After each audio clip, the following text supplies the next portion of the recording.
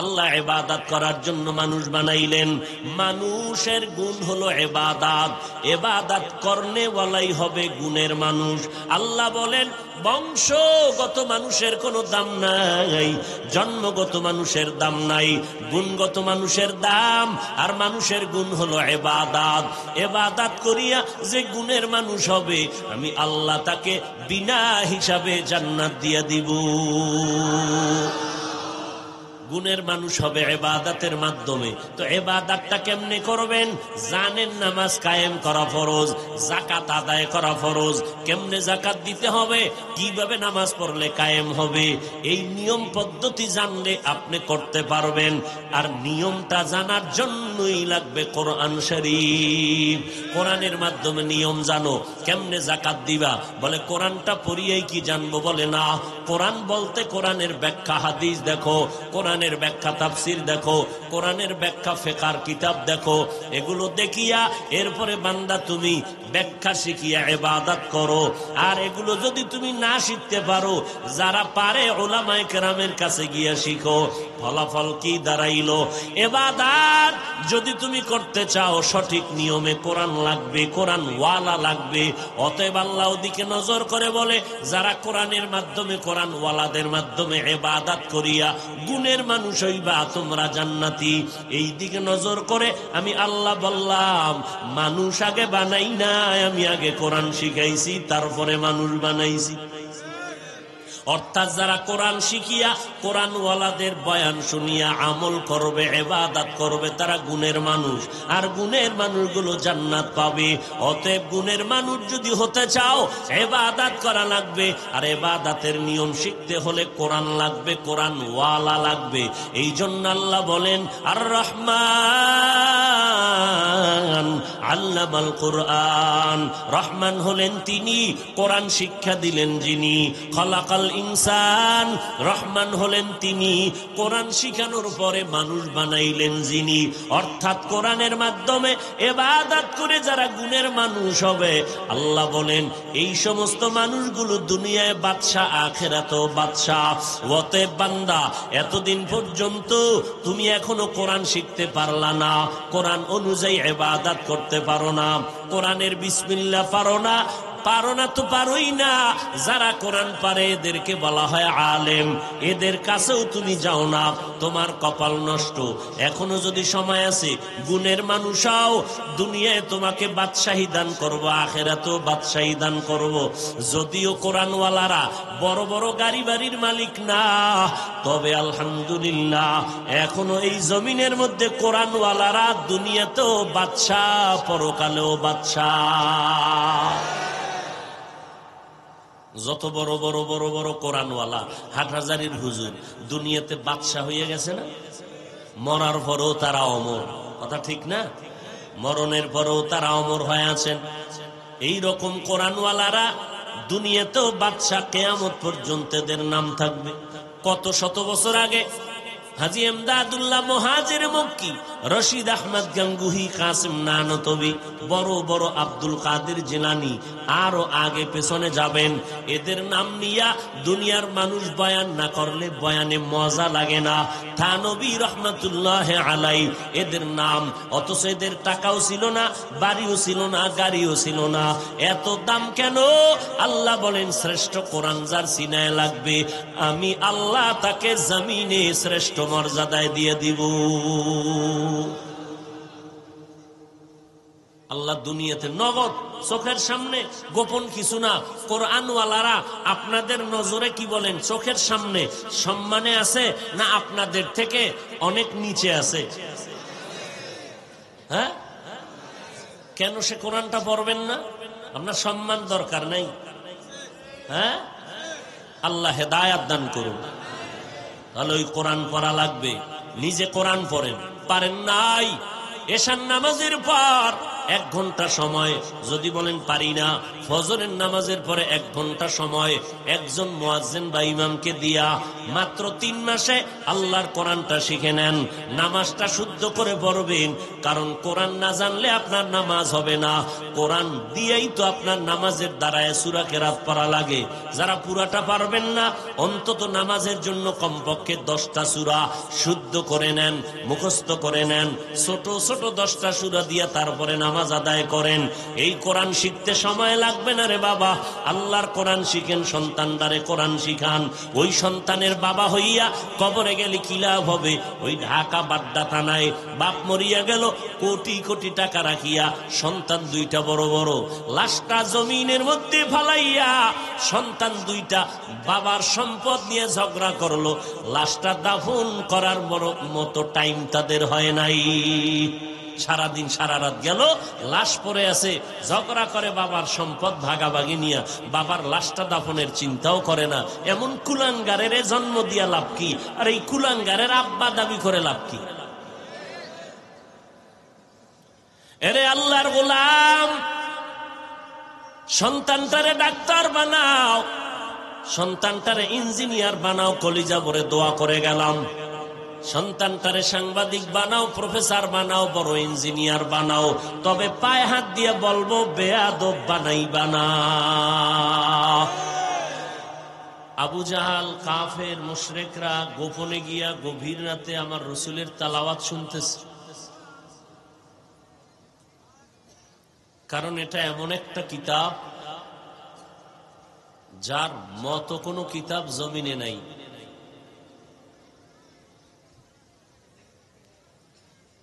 যেই কিতাব পড়লে বরকত, যেই কিতাবের আওয়াজ শুনলে বরকত, যে কিতাবটা ধরলে বরকত, যে কিতাব তাকাইয়া দেখলেও বরকত। এখন এই কিতাব দেখবে, ধরবে, শুনবে, পড়বে কারা? হিন্দু, বৌদ্ধ, ইহুদি, খ্রিস্টান, কারা? এতগুলো মুসলমান, এত মুসলমান এখানে কয়জনে কোরআন ধরে পড়ে শুনে? বরং দাঁড় করায় যদি বলি সালাম দাও, কপাল পোড়া আসসালামু আলাইকুম, শুধু এতটুকু শব্দ শুদ্ধ করে পারে না, অথচ বিএ পাস, আইএ পাস করে ফেলেছে। আবার এক বদমাস নাস্তিক বলে আসসালামু আলাইকুম শুদ্ধ করে দেওয়া এটা জঙ্গিদের পরিচয়।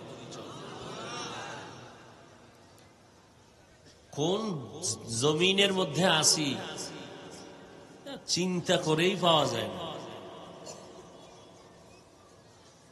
এর জন্য দায়ী আমরা নিজেরা, টুপিওয়ালারা নিজেরা, আর বাড়ি কাউকে দায়ী করে লাভ নাই। আজ যদি সব মুসলমান উলামায়ে কেরাম এক কথায়, এক ধ্যানে, এক মতে থাকতো, তাহলে উলামায়ে কেরামের সামনে কেন পেছনেও কোনো কথা বলার সাহস কোনো বেঈমান পেত না। যে আলেম নামাজের ইমামতি করেন, উলামায়ে কেরাম উম্মতের রাহবার, আলেমদের কারণে আল্লাহ চিনলাম, নবী চিনলাম, কালেমা শিখলাম, কোরআন শিখলাম, এমন কি আব্বা চিনলাম, মা চিনলাম আলেমদের কারণে। হালাল চিনলাম, হারাম চিনলাম আলেমদের কারণে। হালাল হারাম যদি ভেদাভেদ না করি তো কুকুরেও যা খায় আমিও খাই, তো কুকুর আমি সমান হয়ে যেতাম। অথচ মানুষ কি পরিমাণ বেপরোয়া যে উলামায়ে কেরামের প্রতি আস্থা হারিয়ে ফেলতেছে। কিছু কিছু কিছু কিছু নামদারি আলেমের অসচেতনতা এবং ধর্মীয় লাইনে উদ্দেশ্য প্রণোদিতভাবে বিভিন্ন সীমা লঙ্ঘন করার কারণে কথা কোন দিকে বলবো? সর্বাঙ্গে ঘা ঔষধ দিব কথা। উলামায়ে কেরাম জাতির শ্রেষ্ঠ সম্পদ, রসুলের হাদিস। অথচ একজনে আউযুবিল্লাহ পারে না, বিসমিল্লাহ পারে না, কোরআন বুঝে না, হাদিস বুঝে না, সে আলেমের ভুল ধরে বসে আছে। আছে না নাই? আচ্ছা, ভুল ধরছে, এটা গোপনে থাকলে বা হুজুরের এগিয়ে যদি বলে, হুজুর কানে কানে বলে আপনার একটা ভুল মনে হইতেছে, আমার একটু বুঝাইয়া দেন, তো হয়। কি পরিমাণ বেপরোয়া আর দুঃসাহস! মা বাবার বরদোয়া থাকলে কি পরিমাণ মা বাবার বরদোয়া, মুরব্বীদের বরদোয়া ওর কপালে আছে, যে কারণে উলামায়ে কেরামকে উম্মতের সামনে অপমান করার অপচেষ্টা করতে গিয়ে নিজে অপমানিত হয়।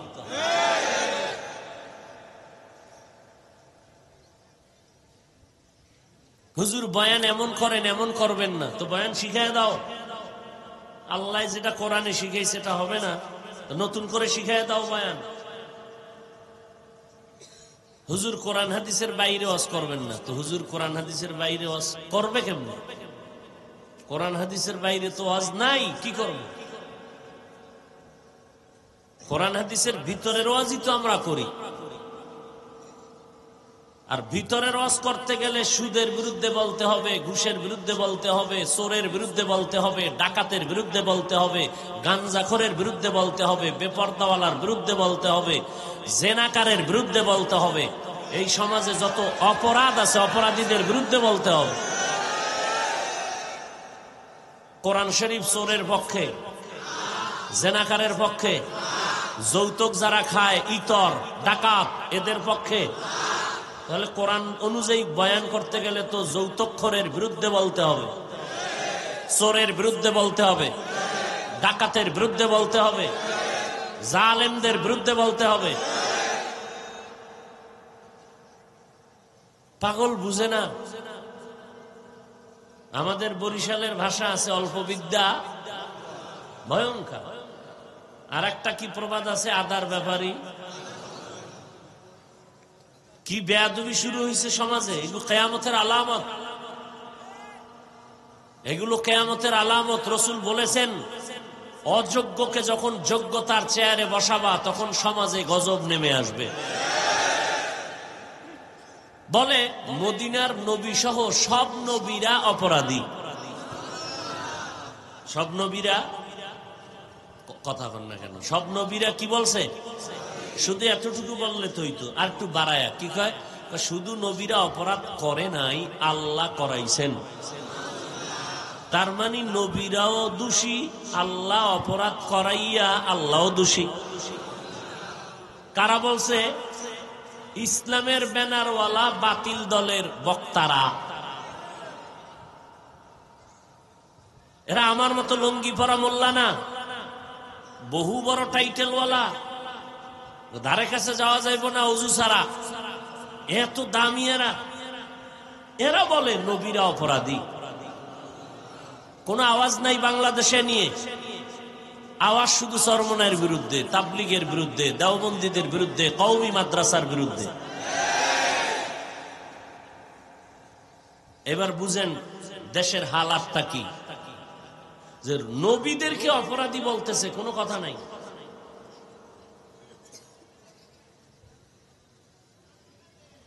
আল্লাহ হেদায়েত দান করুন। আমাদের হেদায়েত চাই, ওদের হেদায়েত এখন চাওয়ার দরকার নাই। আমরা যেন ওদের অন্ধভক্ত হইয়া গোমরা হয়ে না যাই। কিয়ামতের আলামত।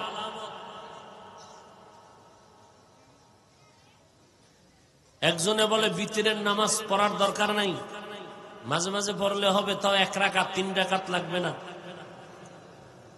এই ফেতনা নাই?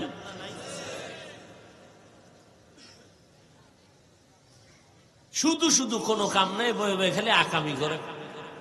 আর একজনে বলে কাজা নামাজ লাগবে না, আর একজন বলতেছে বেশি ইবাদতের দরকার নাই।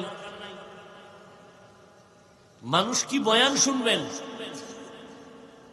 আজকে যারা ফজরের নামাজ পড়েন নাই, জহুর পড়েন নাই, আসর পড়েন নাই, মাগরিব পড়েন নাই, এশা পড়েন নাই, আপনার বয়ান শোনার ফলাফল কি?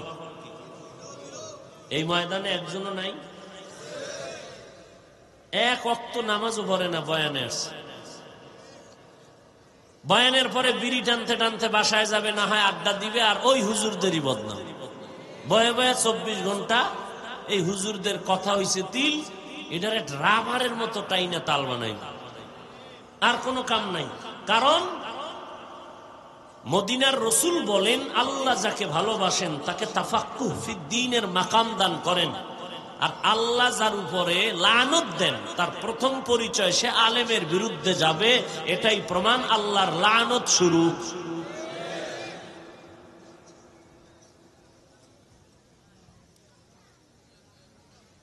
আল্লাহ পাক কি বলেন? এই জন্য আল্লাহ বলেন, আমি রহমান কেমন, যে আগে কোরআন শিখাইছি তারপরে মানুষ বানাইছি। আল্লাহর কথা আমাদের বাস্তবতার পুরা উল্টা। আমাদের বাস্তবতা কি? আমরা আগে দুনিয়াতে আসছি, পরে কোরআন শিখছি, এলেম শিখছি।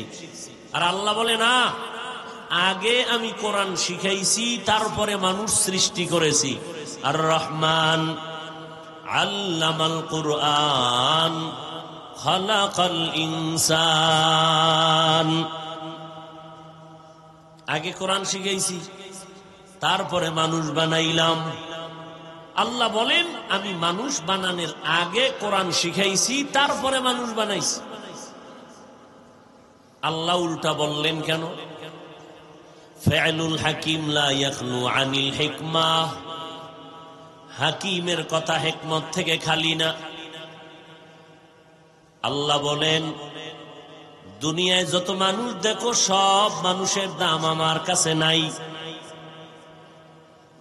কিছু মানুষ আছে বংশগত মানুষ, এই মানুষের দাম নাই। কিছু মানুষ হলো জন্মগত মানুষ, এই মানুষটারও দাম নাই। বলে তো কোন মানুষের দাম? বলে এতগুলো মানুষের মধ্যে একদল মানুষ থাকবে, এরা গুণের মানুষ, শুধু এই মানুষগুলোর দাম, আর কোন মানুষের দাম নাই। আল্লাহ বলেন, এই গুণের মানুষগুলোকে আমি আগে কোরআন শিখাইয়া এরপরে সৃষ্টি করেছি, এর আগে করিনি। এখনো ব্যাখ্যা ক্লিয়ার নয়।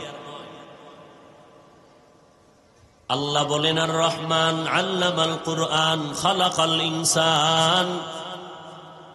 রহমান হলেন তিনি, কোরআন শিখাইলেন যিনি, মানুষ বানাইলেন যিনি, তিনি হলেন রহমান। আল্লাহ মানুষ বানানোর আগে কিভাবে কোরআন শিখাইছেন? মুফাসসিরিনে কেরাম বলেন, জমিনের মধ্যে একদল বংশগত মানুষ, এরা আদম নবীর বংশে আছে, এই মানুষের দাম নাই। জন্মগত মানুষের দাম নাই, একমাত্র গুণগত মানুষের দাম। গুণগত মানুষ কাকে বলে? বলে মাইকওয়ালা। একজন উদাহরণ দিয়া বলে, মাইকওয়ালা মাউথ বানাইলো, হর্ন বানাইলো আওয়াজ দেওয়ার জন্য, তাহলে আওয়াজ দেওয়াটাই হলো মাইকের গুণ। বাতিওয়ালা বাতি বানাইছে আলো দেওয়ার জন্য, আলো দেওয়া বাতির গুণ। পাখাওয়ালা পাখা বানাইছে বাতাস দেওয়ার জন্য, বাতাস দেয়া পাখার গুণ। ঘড়িওয়ালা ঘড়ি বানাইছে টাইম ঠিক মতো দেওয়ার জন্য, টাইম দেয়া ঘড়ির গুণ। অর্থাৎ যেই জিনিসটা যেই কাজের জন্য বানায়, ওই কাজটাই হলো ওই জিনিসের গুণ। তাহলে পাখা বানাইছে কি কাজের জন্য? বাতাস দেওয়া কি? পাখার গুণ। মাইক বানাইছে কি কাজের জন্য? আওয়াজ দূরে পৌঁছানোর জন্য, সুন্দর করার জন্য। আওয়াজ দেওয়া মাইকের গুণ। যদি মাইক আওয়াজ না দেয়, লাথি মেরে ফালায় দাও, এটা গুণের মাইক না। বাতি বানানো হলো আলো দেওয়ার জন্য, যদি আলো না দেয় ফেলে দাও, এটা গুণের বাতি না। পাখা যদি বাতাস না দেয়, পাখাটাকে ফেলায় দাও, এটা গুণের পাখা না। তাহলে যেই জিনিসটা যে কাজের জন্য বানানো হয়, ওই কাজ হলো ওই জিনিসের গুণ। আল্লাহ আমাদের মানুষ কেন বানাইছেন? বিড়ি টানার জন্য? আলেমের গালি দেওয়ার জন্য? হ্যাঁ? আল্লাহ পাক বলেন, আমি মানুষ কেন বানাইলাম? ওয়ামা খালাকতুল জিন্ন জিন্না ওয়াল ইনসা ইল্লা লিয়াবুদুন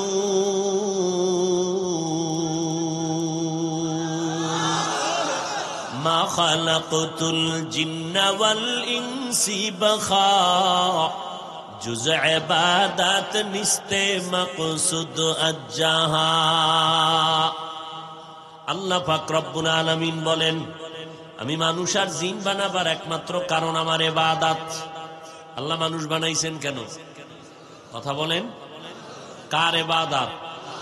আরো আস্তে করে বলেন। আল্লাহর ইবাদত মানি সারা রাত্র যায় নামাজে রাত কাটায় দাও, দিনের বেলা 1000 দানার তসবি নিয়ে রোজাদার হয়ে শুধু তসবি টানো, কোনো ব্যবসা নাই, বাণিজ্য নাই, চাকরি নাই, হ্যাঁ না, বরং বান্দা দুনিয়াতে আসার পর মরণ পর্যন্ত জীবনে যা করবা সব তোমার ইবাদত।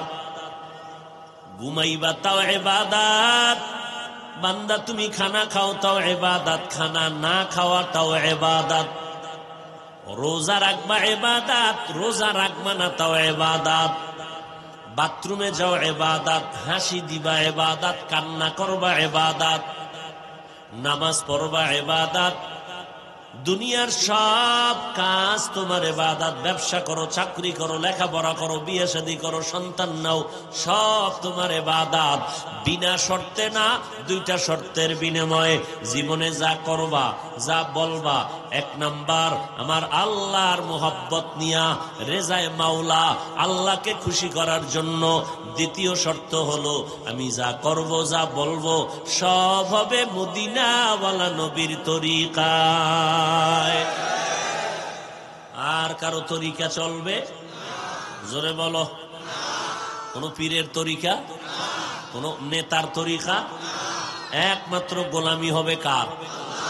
তরিকা মদিনার, আর কারো তরিকা মানা যাবে না। ভালো করে মনে রাখবেন, দুনিয়াতে যতদিন হায়াত পাবেন 2 জন ব্যক্তির অন্ধভক্ত হইয়া গোলামি করা লাগবে। আর কারো অন্ধভক্ত হওয়া জায়েজ নাই, হারাম। মা বাবার ভক্ত হওয়া জায়েজ, তবে অন্ধভক্ত হওয়া জায়েজ নাই।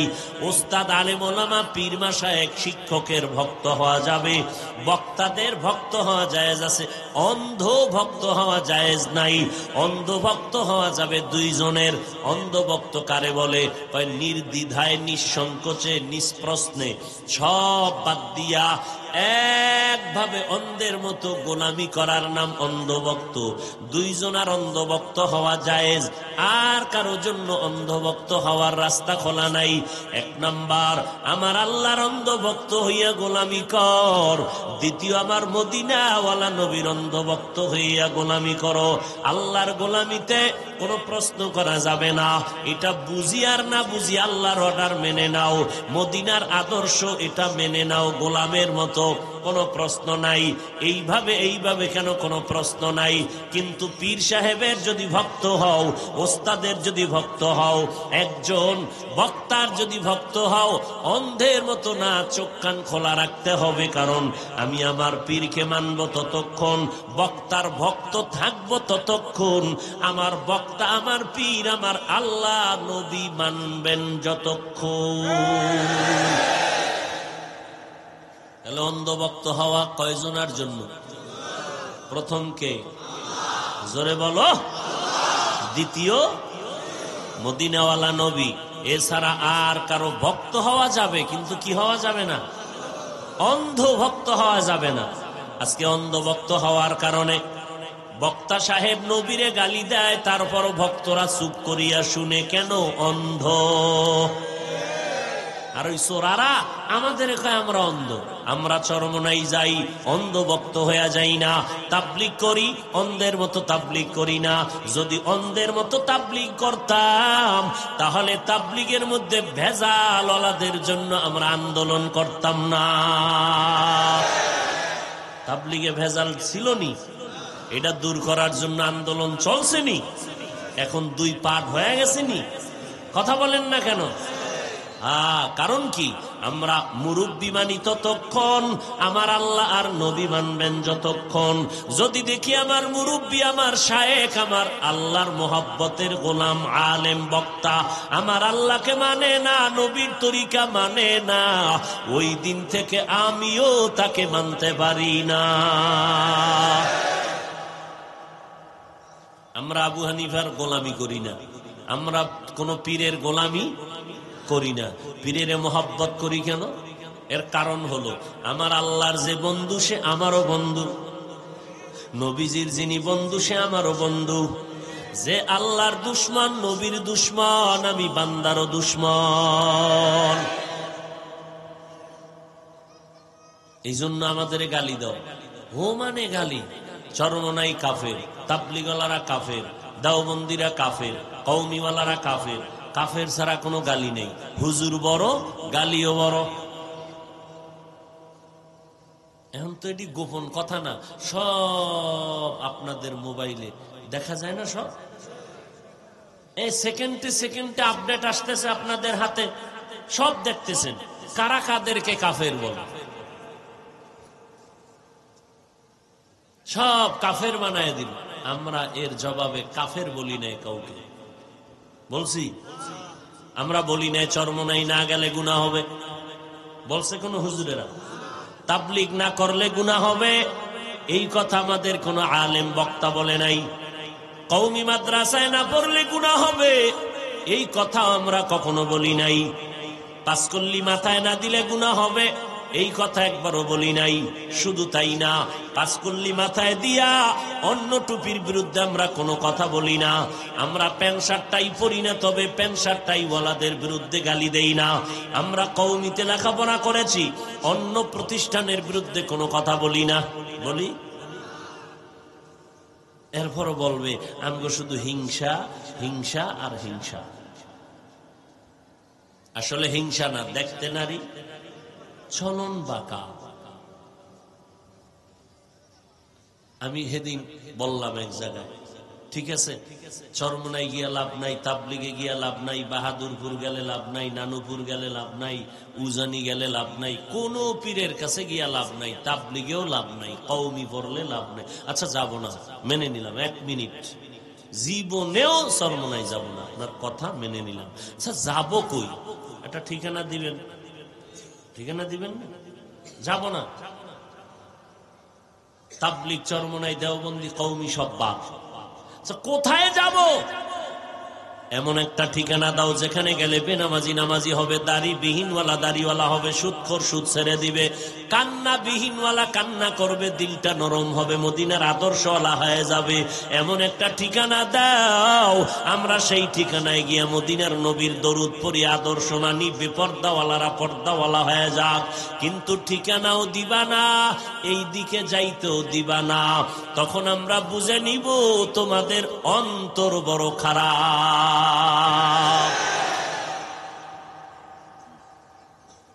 সৌদি আরব যারা গেছেন, মক্কা মদিনায় যাবেন, কত ফেরকার মানুষ, কেউ বুকে হাত বাঁধে, কেউ নাভির নিচে, কেউ হাত সাইরে দিয়ে নামাজে খাড়ায় থাকে, কেউ আবার টান টান হয়ে ঘুমাইলো একামতের সময় ওযু ছাড়া নামাজ, আল্লাহু আকবার। কেউ আবার নামাজ চলতেছে, কেরাত চলতেছে, পেছন দিক দিয়ে একজনে পড়তেছে জোরে জোরে ইমামের লগে। আবার একজন দেখলাম মোবাইল আসছে, পকেট থেকে মোবাইল বাইর করে হ্যালো হ্যালো করে বললো আমি নামাজ পড়তেছি, এবার কাইটা কুইটা পকেটে রাখলো, নামাজ ঠিক। আর একজনের দেখলাম সেজদায় যাওয়ার আগে পকেট থেকে একটা কাঠের টুকরা বাইর কইরা এটার উপরে সেজদা দেয়। কেন? ইবলিস সেজদা দিয়ে নাপাক করছে জমিন, এই জন্য আমরা কাঠের উপরে দেই। এত ঝামেলা, কেউ জোরে আমিন বলে, কেউ আস্তে বলে, এত দলাদলি, এত ফেরকা, অথচ মক্কা মদিনায় কোনো আওয়াজ নাই, কোনো মিছিল নাই, কোনো প্রতিবাদ নাই, কোনো ঝগড়া নাই। কোন গজব লাগলো, কার বরদোয়া সোনার বাংলায় ভরলো যে সব ইসলামের দ্বন্দ্ব সব আমার বাংলার মসজিদে ঢুকলো। এত দল এত দল এত দল হুজুরদের মাঝে। এই জন্য আমি বলি, রাশিয়া ওই বেঈমানের দেশে একদিন কালেমার পতাকা উড়তে থাকবে, হঠাৎ করে আমেরিকায় কালেমার পতাকা উড়বে, এমনকি ভারতের মধ্যে কালেমার পতাকা উড়বে। আমার সোনার বাংলায় তাড়াতাড়ি উড়বে না, কারণ আমগো টুপিওয়ালাদের হিংসা আর দলাদলির কারণে। না, সব টুপিওয়ালা মুসলমান আলেমরা এক হয়ে যাক, মাত্র এক সপ্তাহ টাইম, এই দেশের সব থেকে বড় মাথার মুকুট থাকবে, সব মানুষের মাথার মুকুট হবে আলেম। সাধারণ মানুষ এই স্বাধীনতার 50-55 বছরে তিতা হয়ে গেছে। এখন ভিন্ন কিছু আল্লাহর মোহাব্বতের বান্দা চায়, কিন্তু চাইবে কেমনে? একজনে আগায় 13 জনে কয় কাফের, আমিও খামু না, তোরও খাইতে দেব না। আছে না নাই? আল্লাহ হেদায়াত দান করুন। হায় হায় হায় হায়, তাহলে মানুষ বানাইছেন আমার আল্লাহ কেন? গেছে, ভুলে গেছে। কি জন্য বানাইছেন? আল্লাহ তাআলা ইবাদতের জন্য মানুষ বানাইছেন। তাহলে ইবাদতের জন্য মানুষ বানাইছেন, তো ইবাদত করাই হলো মানুষের গুণ। ইবাদত করাই, ইবাদতটা হবে কখন? দুইটা শর্ত যখন মানবেন। যা করব যা বলবো আমার আল্লাহর মোহাব্বতের জন্য, যা করব যা বলবো মদিনাওয়ালা নবীর আদর্শ মতে করব, আল্লাহ মোহাব্বতে নবীর তরিকায়। যদি আপনি ব্যবসা করেন, এটা আপনার নেকের পাল্লায় ওজন হবে। আল্লাহর মোহাব্বতে নবীর তরিকায় যখন ঘুমায় যাবেন, ওই ঘুমটাও নেকের পাল্লায় ওজন দেওয়া হবে। আল্লাহর মোহাব্বতে নবীর তরিকায় যদি আপনি কান্না করেন, আল্লাহর মোহাব্বতে নবীর তরিকায় সওয়াব। যদি বান্দা নামাজ পড়েন, সওয়াব। আল্লাহর মোহাব্বতে নবীর তরিকায় নামাজ না পড়বেন, সেটাও সওয়াব। নামাজ না পড়াও কি সওয়াব। এখন ব্যাখ্যা না শুনে বাড়ি গেলে বেনামাজির জন্য কত সুযোগ। জীবনে এমন সুন্দর ফতুয়া পাই নাই, আজকে পেয়ে গেলাম যে নামাজ না পড়লেও সওয়াব। সুযোগ সন্ধানী একদল আছে না, জীবনে মাদ্রাসায় যায় না, মসজিদে টাকা দেয় না, নামাজও পড়ে না, বারবার হিসাব চায়। কিছু বেয়াদব নাই? আল্লাহ হেদায়াত দান করুন। আরো জোরে বলেন, ইলমে রা'জাজু করদান বেহিসাব, ইলমে রা'জাজু করদান বেহিসাব, খলকে রাদাদান জওয়াবে বাসওয়াব। আল্লাহ ইবাদত করার জন্য মানুষ বানাইলেন। মানুষের গুণ হলো ইবাদত, ইবাদত করনে ওয়ালাই হবে গুণের মানুষ। আল্লাহ বলেন, বংশগত মানুষের কোনো দাম নাই, জন্মগত মানুষের দাম নাই, গুণগত মানুষের দাম। আর মানুষের গুণ হলো ইবাদত। ইবাদত করিয়া যে গুণের মানুষ হবে, আমি আল্লাহ তাকে বিনা হিসাবে জান্নাত দিয়া দিব।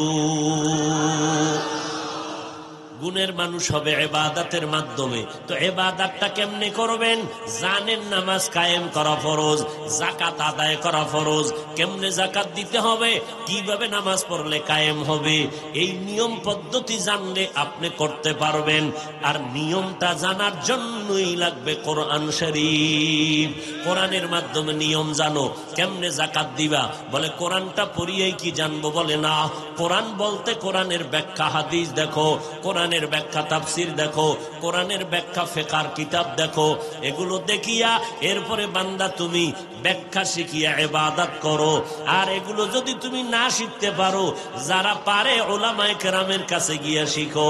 ফলাফল কি দাঁড়াইলো? ইবাদত যদি তুমি করতে চাও, সঠিক নিয়মে কোরআন লাগবে, কোরআন ওয়ালা লাগবে। অতএব আল্লাহ ওদিকে নজর করে বলে, যারা কোরআনের মাধ্যমে, কোরআন ওয়ালাদের মাধ্যমে ইবাদত করিয়া গুণের মানুষ হইবা, তোমরা জান্নাতি। এই দিকে নজর করে আমি আল্লাহ বললাম, মানুষ আগে বানাই নাই, আমি আগে কোরআন শিখাইছি, তারপরে মানুষ বানাইছি।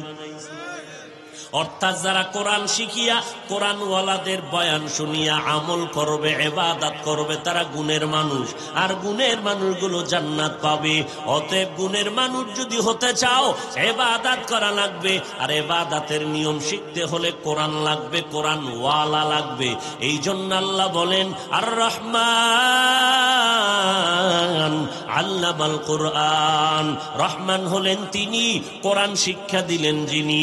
খলাকাল ইনসান, রহমান হলেন তিনি, কোরআন শিখানোর পরে মানুষ বানাইলেন যিনি। অর্থাৎ কোরআনের মাধ্যমে ইবাদত করে যারা গুণের মানুষ হবে, আল্লাহ বলেন এই সমস্ত মানুষগুলো দুনিয়ায় বাদশা, আখিরাতেও বাদশা।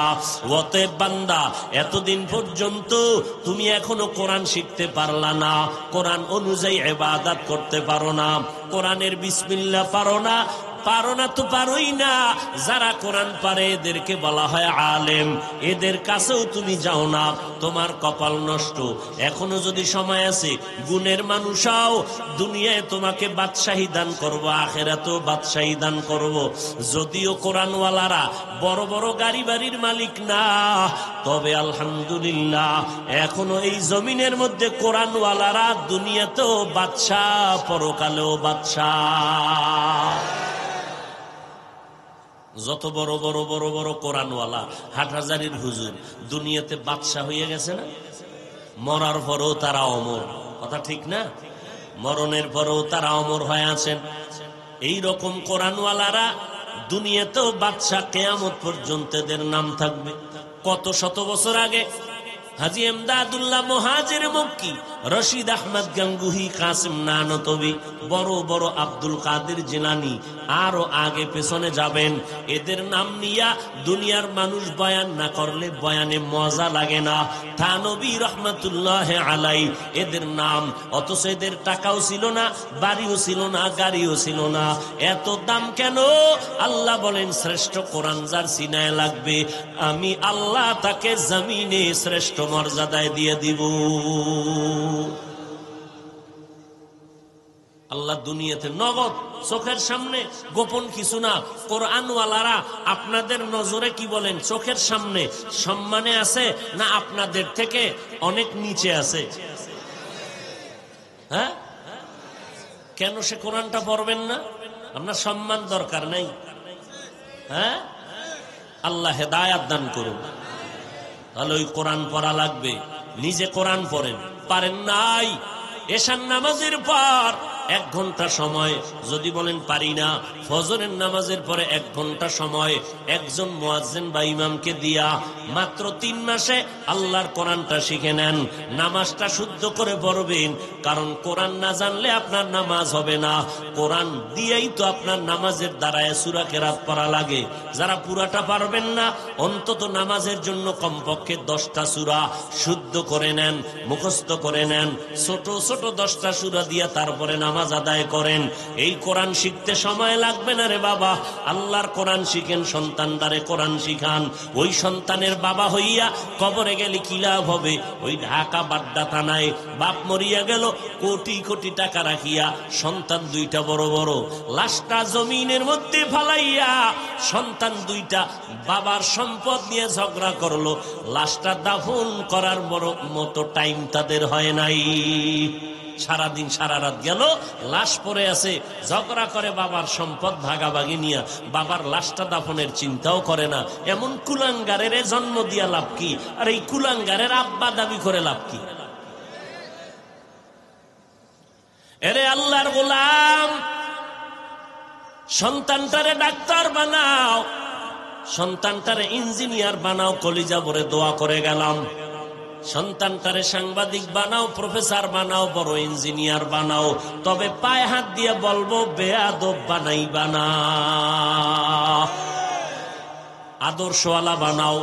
আর সন্তান কোনদিন ভালো আদর্শওয়ালা ততদিন হবে না মা বাবা যদি ভালো না হয়। গাছ ভালো হবে, ফল ভালো হবে, সোজা কথা। এই জন্য আল্লাহর কোরআনটা সিনায় লাগাও। যারা এখনো কোরআন পড়তে পারেন নাই, চেষ্টা করেন 1 ঘন্টা সময় দৈনিক দেন। 2 মাস লাগবে, 3 মাস, এর বেশি লাগবে না। দ্বিতীয়, আপনার সন্তানটারে কোরআন পড়ান। আবার বিয়ার সময় মাইয়া নিবেন সন্তানের জন্য, দুনিয়ার সব আজে বাজে দেখলেন, পুত্রবধূটা কোরআন পড়তে জানেনি, একবারও জিজ্ঞাসা করেন নাই। টাকা, বাড়ি, গাড়ি, ব্যবসা বাণিজ্য, লেখাপড়া, টাইটেল কি আছে সব গোষ্ঠী শুদ্ধ খবর নিল, কোরআন শরীফ পড়তে জানেনি, খবরটা ভুলেও নিল। কেন? আগেই বাবাই নিয়ত করছে, পোলায়ও নিয়ত করছে, ডানা কাটা ভরি আনু ঘরে, ডানা কাটা ভরি, ডানা কাটা ভরি ঘরে আইয়া মায়ের ডানা কাইটা দিল, বাবারটাও কাটলো। এবার স্বামীরে কয়, গ্রামে থাকা যাবে না, তোর মাও খারাপ, তোর বাপ খারাপ, দোনোজনার ডানা কাইটা এবার চল। কই জামু? কয় তাড়াতাড়ি ঢাকা চল। ঢাকা গেল, ঢাকা গিয়ে বলে কি করি, একটা সুন্দর বাসা ফ্ল্যাট লও, সেখানে বইসা। এবার স্বামী একটা কাজ কর, কাজের মধ্যে পাঠায় দেয়। আল্লাহর বান্দি ডানা কাটা পরি হইয়া বিভিন্ন দিকে দৌড়াদৌড়ি করে, স্বামীর টাকা অন্য জায়গায় অন্যায় ভাবে খরচ করিয়া। একদিন কয়, তোর বাবার ডানাও কাটছি, তোর মায়ের ডানাও কাটছি, এবার তোরটাও শেষ, তোর মতো খারাপ কেউ নাই। এবার স্বামীর ডানা কাইটা অন্য রাস্তায় চম্প।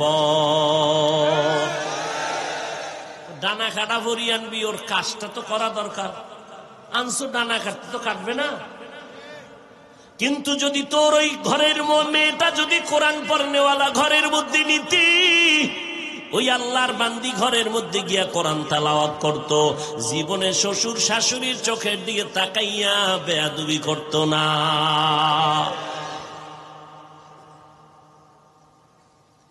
এই কোরআনওয়ালা মাইয়া কেমনে ভাইব? এরা নিয়ত করছে ডানা কাটা ভরি আনলে আমরা পায়খানা নামের যৌতুক খাইতে পারবো 5 লাখ। কারণ কুকুরের যত বিরিয়ানি দেন, ওর পায়খানা না খাইলে পেট ভরে না। যত বয়ান করি হারাম করের পেট ভরবে না, ওই পায়খানা খাইতেই হবে। যারা যৌতুক খায় এদের মতো ফকির, অসহায়, গরিব, ফকিন্নি, এদের মতো দাজ্জাল, ডাকাত, এদের মতো চোর, এদের মতো ইতর পৃথিবীতে আর কেউ নেই। এরা পৃথিবীর নিকৃষ্ট ইতর, ডাকাত, চোর, দুর্নীতিবাজ। কারা কারা কারা? এদিকে নাই। আল্লাহ তোমারে হেদায়েত দিক, না হয় তোমার ওই শ্বশুর শাশুড়ির চোখের পানি বের হওয়ার আগে আল্লাহ তোমাকে ধ্বংস করে দিক। শ্বশুর শাশুড়িরে চোখের পানি ফালায়া কাদাইয়া খাবা যৌতুক, আর ওই ঘরে আসবে আনোয়ার শাহ, ওই ঘরে আসবে আল্লাহওয়ালা সন্তান, দাঁত জ্বালাইব তোমারে সাইজ করতে। আল্লাহ হেদায়েত দান করুন। আর যুবকদেরকে পরামর্শ দেই, যদি তোর রক্তে ঝামেলা হয় যে না ওই পায়খানা খামুই খামু, তাহলে বাসর রাত্রের আগে, কবুল করার আগে হাতের কবজা কেটে ফেলবি দোনোটা, কারণ তুই পুরুষ নামের কলঙ্ক। আর যদি না রক্ত তাজা থাকে তাহলে কবুল করার আগে কসম খাবি, এই 2 হাত দিয়া জীবনভর কামাই করে নিজ পায়ে দাঁড়াবো, 14 গোষ্ঠীরে খাওয়াবো, কারো থেকে ভিক্ষা নিব না। পারবি? এই যুবকেরা পারবি? আমি পারলে কি হইব? বাবায় তো মান্নত করছে খাইবেই, বাবায় মান্নত করে রাখছে ওই পায়খানা খাইবেই, এই মান্নত ফিরেই কেমনে? আল্লাহ হেদায়েত দান করুন। আর রহমানু আল্লামাল কুরআন খালাকাল ইনসান। মদিনার নবী চ্যালেঞ্জ করে গেছেন, 2টো জিনিস তোমরা ধরে রাখো, জীবনে তোমাদের পতন আসবে না, বিপদ আসবে না। 1 নাম্বার কোরআন আর নবীর সুন্নাত ধরে রাখো। এই জমিনে বর্তমানে আল্লাহর কোরআন নবীর সুন্নাত যার কাছে যেই পরিমাণ আছে, তার কাছে ওই পরিমাণ শান্তি আছে, সম্মান আছে। যার কাছে যেই পরিমাণ নাই, তার কাছে ওই পরিমাণ শান্তি নাই, সম্মান নাই। ইহুদিরা আমাদের দুশ্মন, খ্রিস্টান আমাদের দুশ্মন, সব বিধর্মীরা দুশ্মন। আবার এদের সাথে একদল তাল মিলায় মুনাফিক ইসলামের ব্যানারওয়ালারা। এত দুশ্মনের মাঝেও আলহামদুলিল্লাহ আমরা নবীর আদর্শওয়ালাদের সম্মান মোটেও কমে নাই। সম্মান দেওয়ার মালিক কে? অতএব অনুরোধ করে বলবো যুবকেরা, 5 বেলার নামাজ পড়ো, কোরআন শরীফটা শিখো, 1 ঘন্টা করে দৈনিক টাইম দাও। আল্লাহর কোরআন যখন শিখবা দেখবা পড়তে কত মজা লাগে, শুনতে কত মজা লাগে।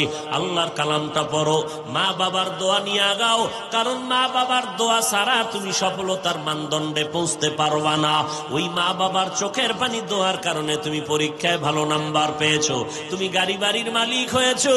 ওই মা বাবার দোয়া নিয়ে সামনে আগাও, ওলামায়ে কেরামের পরামর্শ নিয়ে আমল করো। আর জীবনে বেপরদায় চলবা না।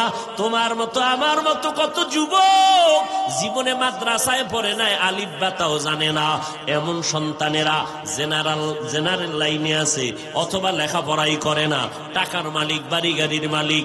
এই রকম RAB, army, police, BDR, doctor, professor, engineer, school কলেজের সন্তান, 5 বেলার নামাজি। বলো তোমরা নিজেরাই বলো, আছে না নাই? তুমি কেন পারবা না? তওবা করে নাও, আল্লাহর আযাবের ভয়টা অন্তরে ঢুকাইয়া মরণের কথা স্মরণ করে তওবা করো। কয়দিন আর বাঁচবা জানা নাই। তোমার আমার মতো কত যুবক কবরে চলে গেল। এখন থেকেই তওবা করো, আর নামাজ ছাড়বো না, বেপরদায় চলবো না, নবীর তরিকার বাহিরে চলবো না, কোরআন পড়বো, মা বাবার দোয়া নিয়ে চলবো, ওলামায়ে কেরামের পরামর্শ নিয়ে চলবো। আর দেশ ও জাতির বিরুদ্ধে কোনো ষড়যন্ত্র করব না। অন্তর যদি ভালো হয়, মনে মনে আমার আল্লাহকে বলো, আল্লাহ তওবাওয়ালা জিন্দেগি দান করে দাও, জীবনে অন্যায় করেছি, গুনাহ করেছি, মাফ করে দাও। রব্বুল আলামিন বলেন, যদি খাঁটি অন্তরে তওবা করতে পারো, আমি আল্লাহ মুহূর্তে তোমার সব গুনাহগুলো মাফ করে দিব। এই ময়দানে হায়াতের মালিক আল্লাহ, ইজ্জতের মালিক আল্লাহ, রিজিকের মালিক আল্লাহ। যদি বান্দা খাঁটিভাবে তওবা করতে পারো, আল্লাহ তাআলা জান্নাতের পথ আসান করে দিবেন। আল্লাহ নেক আমল করাটা সহজ করে দিবেন। মনেরে বুঝাইয়া 1 মিনিট এতটুকু বলবা, রে মন, আমার মতো বান্দা স্কুল কলেজে পড়িয়েও যদি নামাজ পড়ে, আমি কেন পারি না? কপাল পুড়িয়ে গেল নাকি? আমার মতো বান্দা আজকে চাকরি করে, ব্যবসা করে, কৃষি কাজ করে, নদীতে মাছ ধরে, নামাজ ছাড়ে না, আমি কেন পারবো না? ও আল্লাহ, তুমি আমাকে মাফ করে দাও। সামনে যতদিন থাকবো আর কোনদিন অপরাধের সাথে জড়িত হব না। মা বাবার দোয়া নিয়া, ওলামায়ে কেরামের পরামর্শ নিয়া আমলের জন্য রেডি হয়ে যাব। আল্লাহ পাক যাদের তওবার অন্তরে নিয়ত আছে, সবাইকে আল্লাহ পাক নেক আমলওয়ালা হওয়ার তৌফিক দান করে দিন। মুহাব্বতে বলেন আমিন। ওয়াসসালাতু ওয়াসসালামু আলা সাইয়্যিদিল আম্বিয়া ওয়াল মুরসালিন ওয়া আলা আলিহি ওয়া আসহাবিহি আজমাইন। ইয়া আরহামার রাহিমিন, ইয়া আরহামার রাহিমিন। রব্বিরহামহুমা কামা রব্বায়ানি সগীরা। আল্লাহুম্মা ইন্না নাউযু বিকা মিনাল বারাসি ওয়াল জুনুনি ওয়াল জুযামি ওয়া সাইয়্যিল আসকাম।